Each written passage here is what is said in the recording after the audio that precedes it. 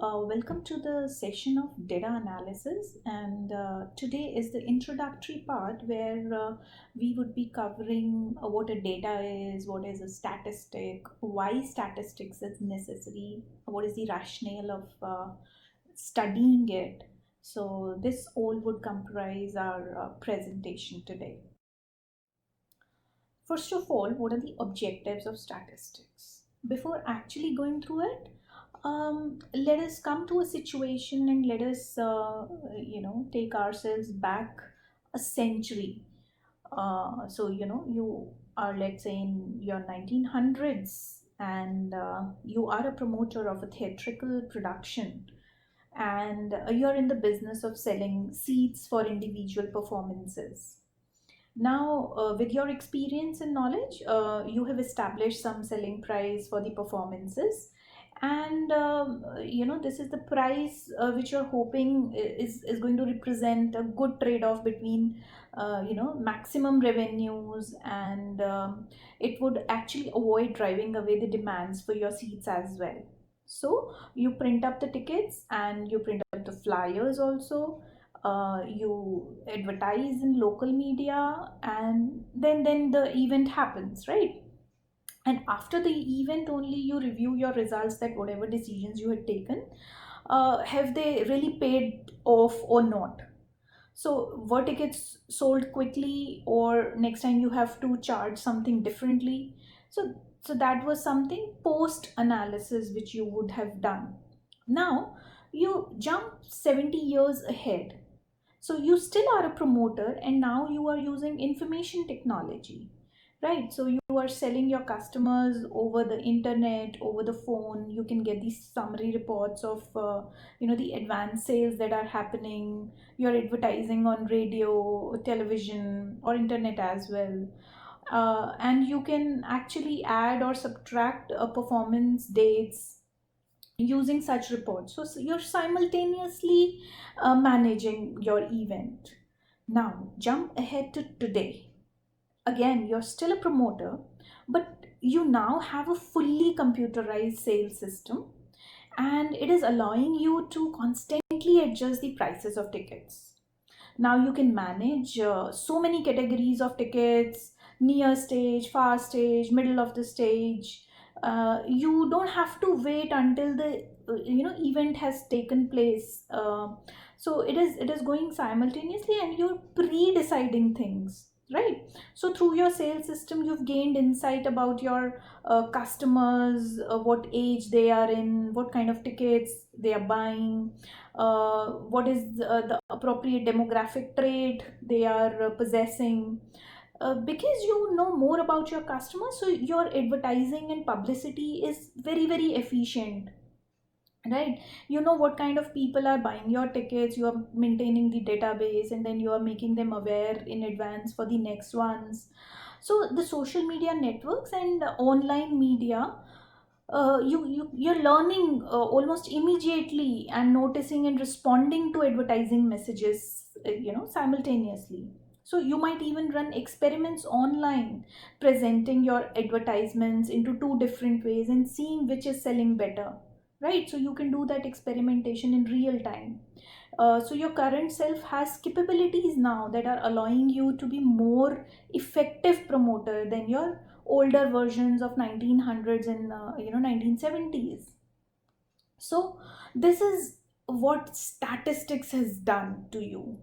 You can analyze it. So if we are talking about the objectives of statistics, statistics is a way of thinking that can lead to better decision making. So it's now you're thinking and you're taking better decisions. Statistics is requiring analytical skills. So it is not enough to have data. You have to have the skills to analyze it. Thankfully, we have such advanced softwares these days that you can analyze the data. Now, recent developments such as the use of business analytics and big data, which we would just be learning about, have made knowing statistics even more critical. So, we'll be seeing the DCOVA framework guides and the opportunity business analytics for the business students, right? So all these are the objectives of learning statistics and the data analysis. Now we come to the case of Disney theatrical productions. So what happened in early 2014, Disney theatrical production, they woke up the rest of the Broadway when reports revealed that it is 17-year-old production of The Lion King had been the top grossing Broadway show in 2013. Now, how could such a long running show, whose most expensive ticket is less than half the most expensive ticket on Broadway, is earning so much while being so old? So, that was a big question. Over time, it grosses for a show declined, and sure enough, weekly grosses for Lion King had dropped about 25% by the year 2009. But for 2013, grosses were up by 67% from 2009, and the weekly grosses for 2013 typically exceeded the grosses of opening weeks in 1997, adjusted for the inflation. So, yes, heavier advertising and some changes in ticket pricing helped. But what was the major reason? The major reason was combining, the business acumen with the systematic application of business statistics and analytics to the problem of selling tickets.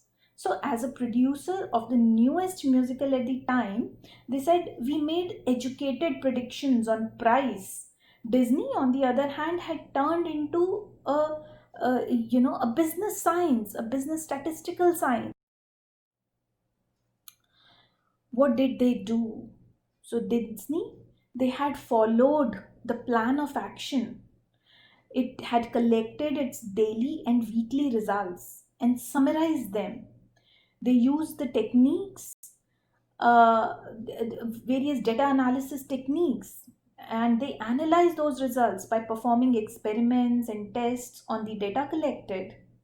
In fact, those analyses were applied to a new interactive seating map that allowed customers to buy tickets for specific seats and permitted Disney to adjust the pricing of each seat for its performance. So the whole system was constantly reviewed and refined, and they were using the semi automating methods for doing it. So it was all a very, very systematic procedure. The end result was a system that outperformed the ticket selling methods which were often used. So this was a success story. And why it was realized? Because of the advanced data analysis and analytical techniques. Now, what is business statistics? So, the using statistics scenario suggests, and the Disney example also illustrates, that modern day information technology has allowed business to apply statistics in ways that could not be done years ago, right? So business statistics emphasizes business problem solving and showing a preference for using software to perform calculations, because the data becomes big, the data becomes so complex that it's not feasible for the human mind to operate on it without any machine help. And nowadays so many sophisticated softwares are there, and business statistics has become more analytical in nature. So the emphasis on enhancing business methods and management decision making is taking rounds now. We come to the question that what is data? Data are the facts about the world that one seeks to study and explore. So data is the are the facts which you are interested in, right? Some data are unsummarized. So, such as the facts about a single ticket selling transaction, whereas if you're talking about the weekly ticket grosses, these are summarized data, right? So, while you may think of data as being numbers, such as the cost of a ticket or percentage that weekly grosses have increased in a year, that is the summarized data. But what is unsummarized data? What we do not overlook is non-numerical ones, such as ticket buyer's name, seat location, method of payment.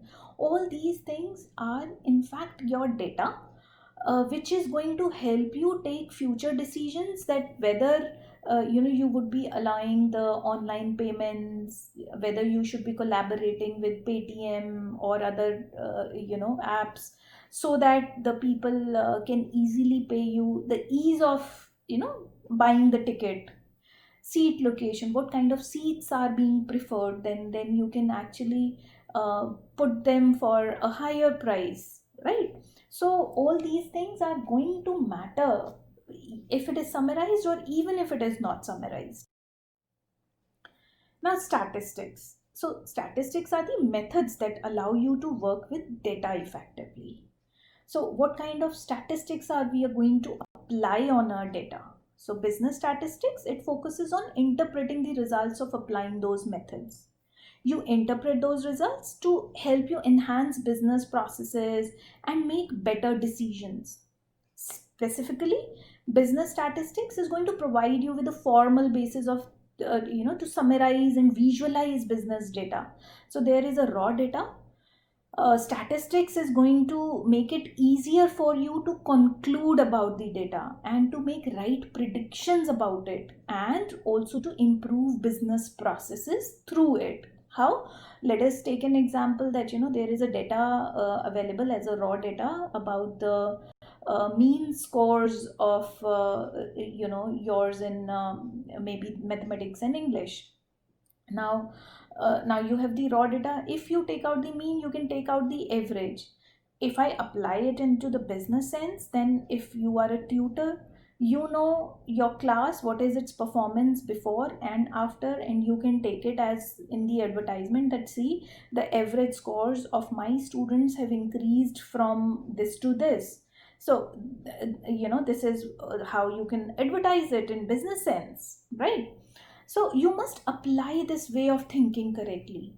Any bad things you may have heard about statistics, including there is a famous quote about it, there are lies, damned lies. Why do they say so? Because uh, statistics, it works on percentage predictions, so there is plus minus 5% of data error which can take place. So or 0.1% or 1%.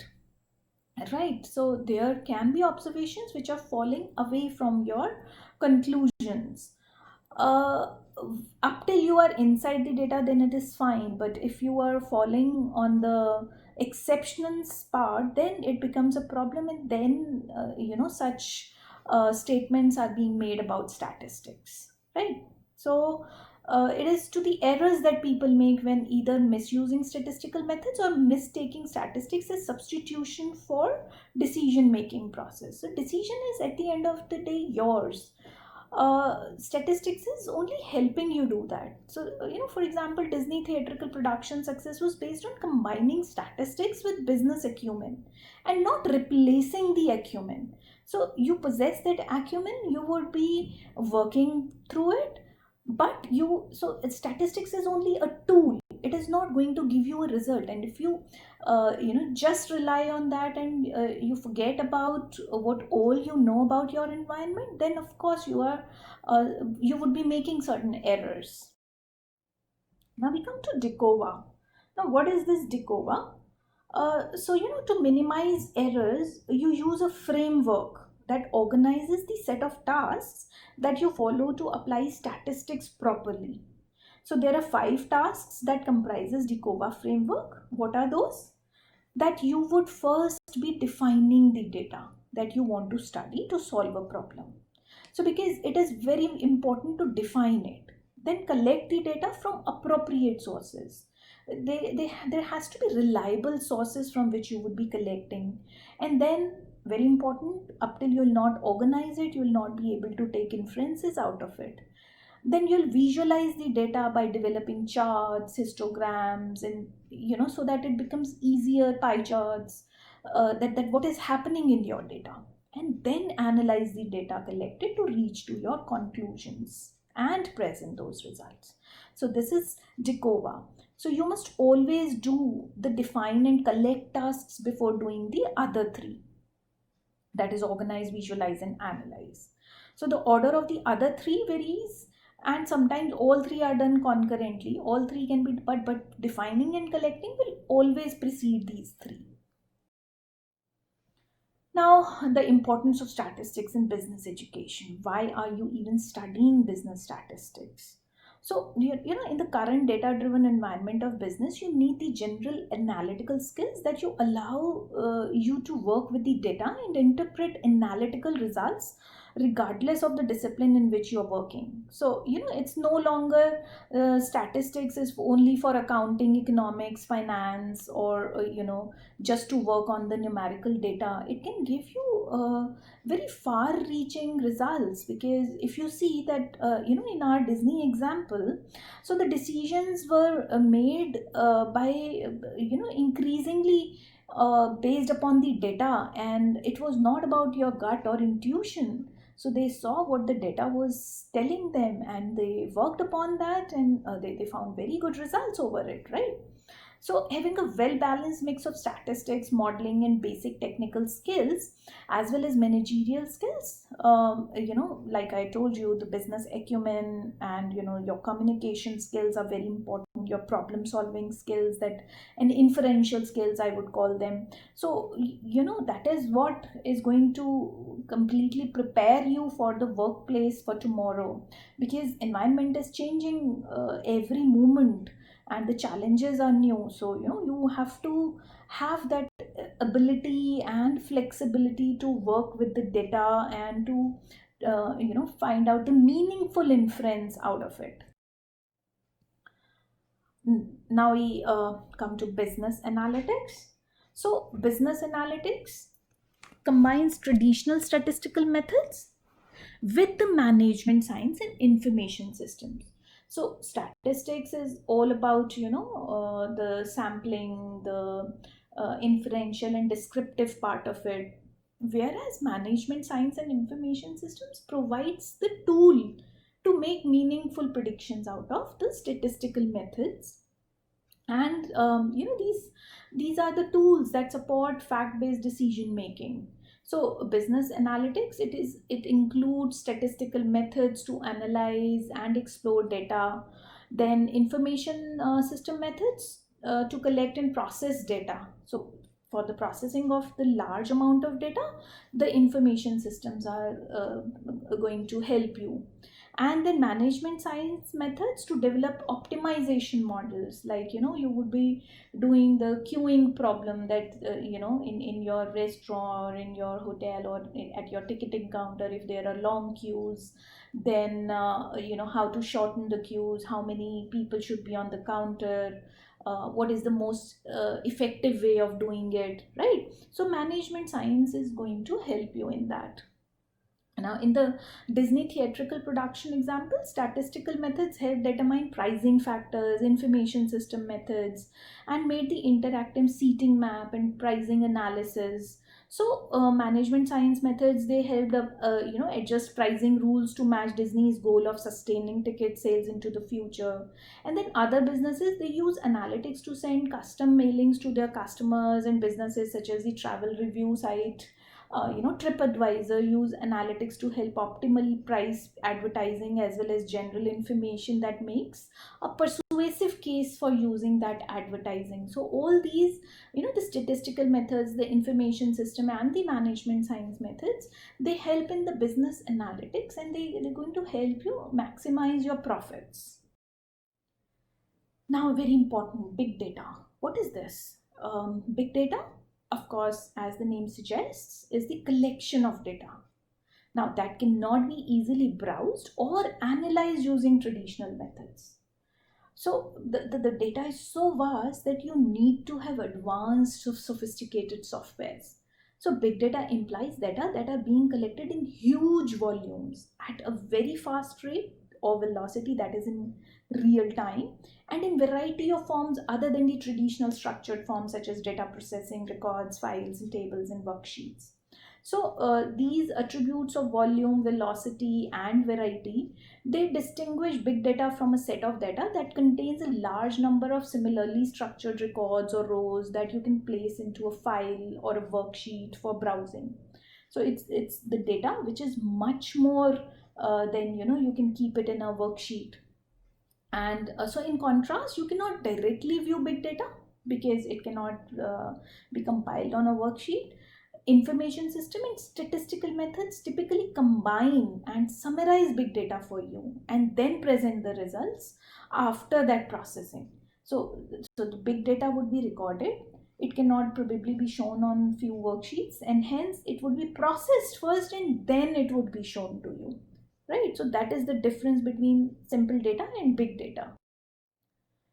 Now we come to structured and unstructured data.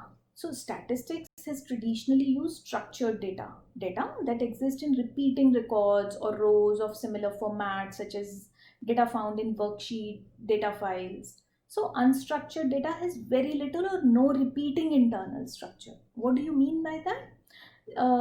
Like for example, if you are going to analyze a group of companies, you can collect structured data from the published tables of financial data, or the record of the surveys. But you might also collect some unstructured data, like social media posts, tweets that do not have internal repeating structure. So 2 years back something came about the company, then right now something was tweeted. So you pre-process or filter unstructured data before performing deep analysis. So before telling about a company, you would see that what media has to say about it. So to analyze social media posts, you could use business analytics method that determine whether the content of each post is positive, neutral, or negative. So the type of comment can become a new variable that can be inserted into a structured record along with the other attributes of the post, such as number of words, demographic data about the writer, age, his diversity, his cultural belonging. So all these can be unstructured, but they can be analyzed. So the unstructured data can form part of a big data collection. When analyzed as a part of big data, you typically see the results of pre-processing and not the unstructured data itself. So you would only come to know that whether the comments were negative, or were they positive, or were they neutral. Were the comments from the older people, or the new generation is giving such comments, right? So all these things can be seen. But because unstructured data usually has some structure, some authorities prefer to use the term semi-structured data. So if you are familiar with that term, then you have to, you can use that terminology, right? Now you might know it also that what is a variable. A variable is what defines a characteristics or a property of an item or an individual, and that is occurring between the items or individuals. Like for example, the item book. Variables would include title, number of chapters, as these facts can vary from book to book. uh, then a variable, unstructured variable, can be the author, his age, his spiritual beliefs, and so on. Like for a given item, variables have specific value. For our book example, the value of variable title would be statistics for managers using Microsoft Excel, and 17 would be the value for variable number of chapters. So these are the variables. Now we come to descriptive and inferential statistics. So after we know about data and variable, we can restate the definition of statistics as the method that analyze the data for variables of interest, right? So we would be analyzing our data and would be finding, the movement of variables. So the method that primarily helps summarize and present the data are the descriptive statistics. So basically, descriptive statistics are used to describe the basic features of the data in a study, like mean, median, modes, skewness, kurtosis, quartiles, right? They tell something about the data, and hence they are known as descriptive statistics. They're describing the data, right? Now, the methods that use data collected from a small group to reach conclusions about the larger group. So from sample to the population. we would be analyzing a sample or a small group that belongs to the larger population or larger group, and that is known as inferential statistics. So inferential statistics, it allows you to make predictions or inferences about the population or the data collected from the population. So such as one sample test of difference, one sample hypothesis, confidence interval, chi-square, f-test, contingency tables, all these are part of inferential. We are going to make inferences for the population from the sample, right? So this is what descriptive and inferential statistics is all about. Now statistic, it is not statistics, it is statistic. A statistic, it refers to a value that summarizes the data of a particular variable. Now it's like somebody warns you of a possible unfortunate outcome by saying, don't be a statistic. So your reply can be, I can't be. Why? Because you always represent one value and a statistic always summarizes multiple values. So a statistic is like, for example, mean. So mean marks of your class for mathematics can be 75 out of 100. Whereas it is not necessary that you are a part of that class and you have scored 75. You would have scored 90, you would have scored 60. So it's not necessary that you are the statistic is only telling you or giving you an idea about the group you belong to, right? So for the statistics, 87% of our employees suffer a workplace accident doesn't mean that you will suffer the accident, right? So you as an employee will either have suffered or have not suffered a workplace accident.